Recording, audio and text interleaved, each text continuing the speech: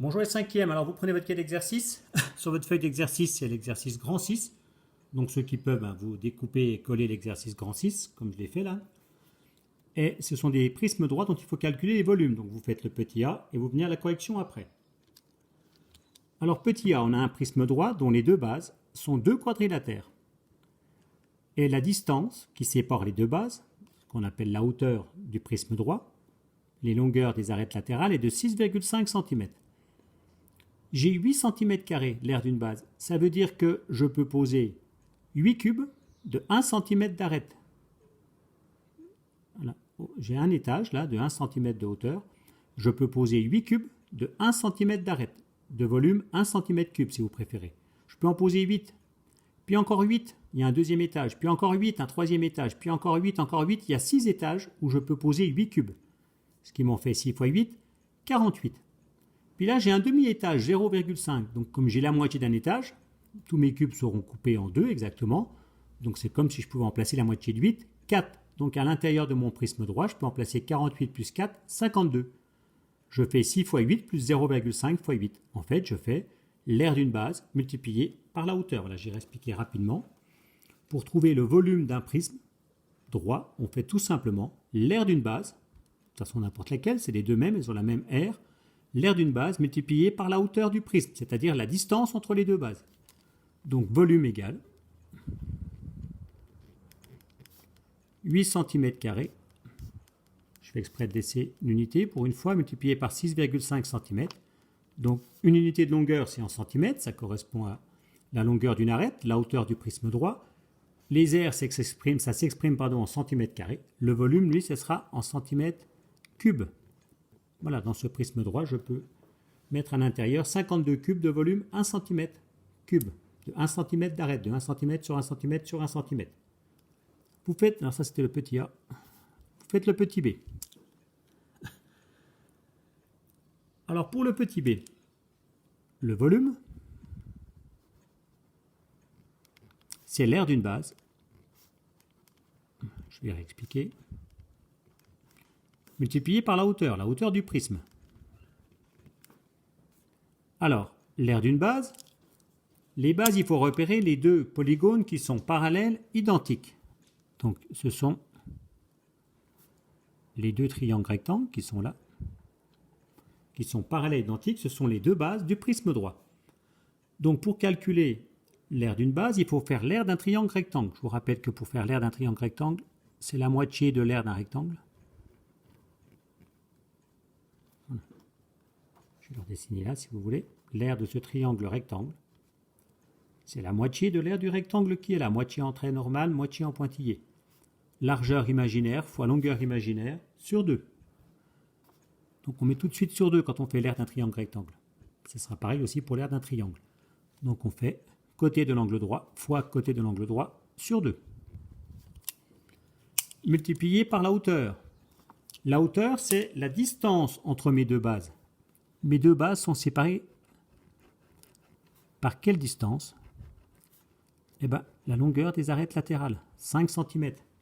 Il y a 5 cm d'écart entre mes deux triangles rectangles, entre mes deux bases. Ils sont séparés par 5 cm.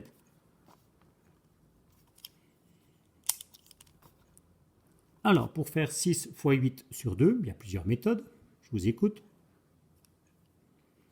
On peut faire en effet 6 x 8, 48. La moitié de 48, 24. Ou alors, on peut faire 6 sur 2. 6 sur 2, 6 divisé par 2, 3 multiplié par 8, 24. Ou encore, on peut faire 8 sur 2 d'abord. 8 divisé par 2. 8 divisé par 2, 8 sur 2, ça fait 4 multiplié par 6, 24. Donc 24 cm², c'est l'aire d'un triangle rectangle multiplié par 5. 5 x 4, 20. 0 et je retiens 2. 5 x 2, 10. Et la retenue, 12. 120 cm3. À l'intérieur de mon prisme droit, je peux mettre 120 cubes de 1 cm d'arête. Je vais réexpliquer. La distance entre mes deux triangles rectangles, la longueur des arêtes latérales, c'est 5 cm. Donc je peux faire 5 couches. 1, 2, 3, 4, 5, qui font toutes 1 cm. Sur ma première couche là, l'aire du triangle rectangle. 6 fois 8 sur 2, ça fait 24, 24 cm². Donc je peux tracer 24 carrés de 1 cm de côté, d'aire 1 cm². Derrière chaque carré, je peux coller un cube. Donc imaginez, derrière chaque carré, là, derrière ce triangle rectangle, je peux coller 24 cubes. Puis derrière ces 24 cubes, je peux encore en coller 24. Puis derrière, je peux encore en coller 24. Puis je peux encore en coller 24, je peux encore en coller 24, puisqu'il y a 24 couches. Quand c'est debout, je dis étage. Quand c'est horizontal, je dis des couches. Donc, je peux mettre combien de cubes? 24 par couche. Il y a 5 couches. Je peux en mettre 24 multiplié par 5, 120. Voilà, petit c.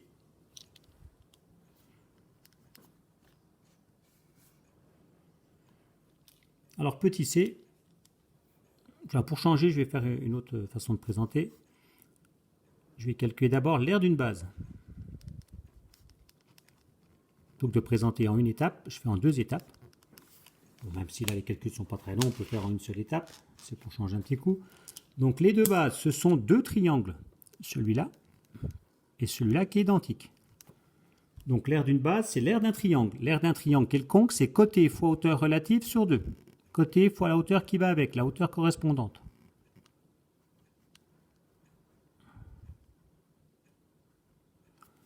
Donc le côté qu'on va prendre, c'est côté fois hauteur relative sur 2. Donc on va prendre, je vais déjà mettre sur 2 tout de suite.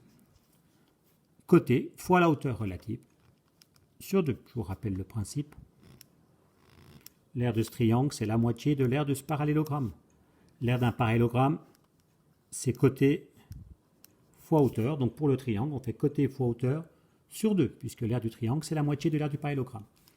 Alors, pour faire 4 fois 3 sur 2, on peut faire 4 fois 3, 12, la moitié de 12, 6. Ou alors on peut faire 4 divisé par 2, 2, multiplié par 3, 6.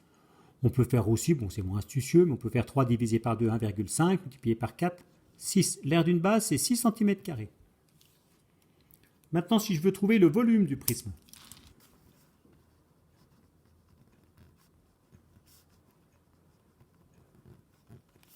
je vais prendre l'aire de la base, 6, et je vais multiplier par la hauteur, c'est-à-dire la distance entre les deux bases. La distance entre les deux bases, elle est donnée par la longueur de l'arête latérale, qui est là.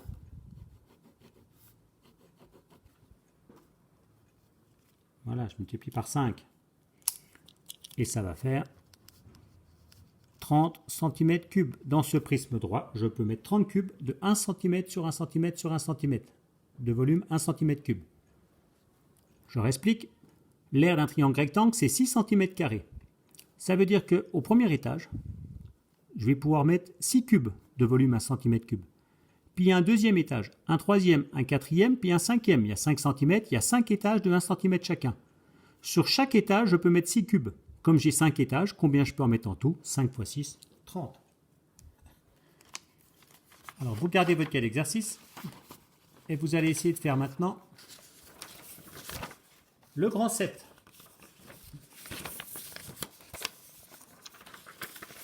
Voilà, alors le grand 7, vous avez cette fois-ci 2 cylindres. Moi, ceux qui n'ont pas la...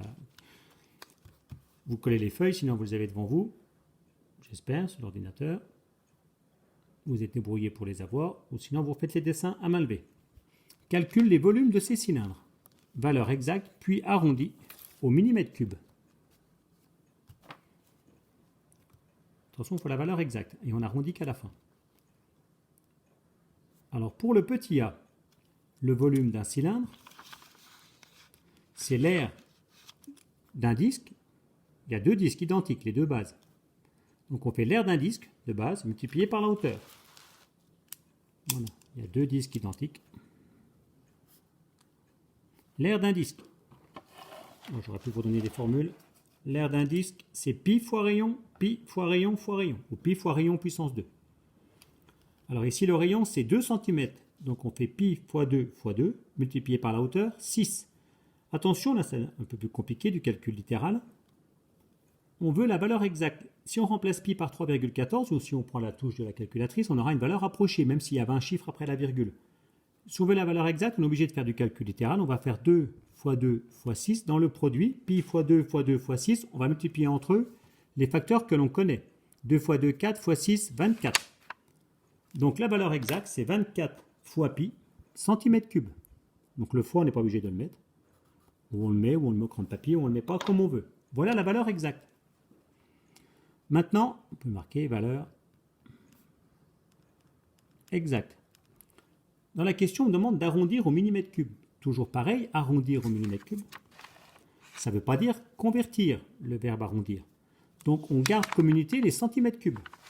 Arrondir au millimètre cube, ça veut dire la précision. Il faut arrondir en allant jusqu'au chiffre des millimètres cubes. Donc il faut savoir 1 millimètre cube, qu'est-ce que ça représente par rapport à 1 centimètre cube. On peut faire le petit tableau qui est là. 1 millimètre cube, c'est 0,001 centimètre cube. 1 millimètre cube, c'est un millième de centimètre cube. Donc si on vous demande d'arrondir au millimètre cube et que l'unité c'est centimètre cube, il faut aller jusqu'au chiffre des millièmes. On prend la calculatrice. On fait 24 multiplié par pi, ou 24 pi. Voilà, votre calculatrice, elle connaît la touche pi. On l'a déjà vu. Alors, on a le choix entre 75,398, la valeur approchée par défaut, au millième, ou 75,399, la valeur approchée au millième par excès.